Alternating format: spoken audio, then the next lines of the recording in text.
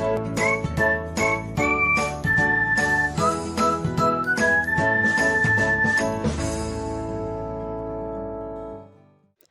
everyone, welcome back to another episode of Technologyglance.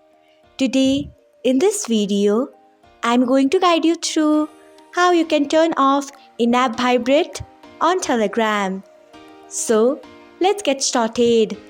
Firstly, open Telegram app in a device. Then tap on three lines icon. Next, tap on settings. After that, tap on notifications and sounds. Then scroll until you find in-app vibrate.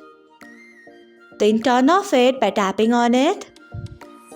So this is how you can turn off in-app vibrate on Telegram. Thanks for watching. If you found this guide helpful, we would love it if you hit the thumbs up button below. We upload great new tech tutorials like this one every day. So do not forget to subscribe to our channel and hit the bell icon so that you'll never miss another update.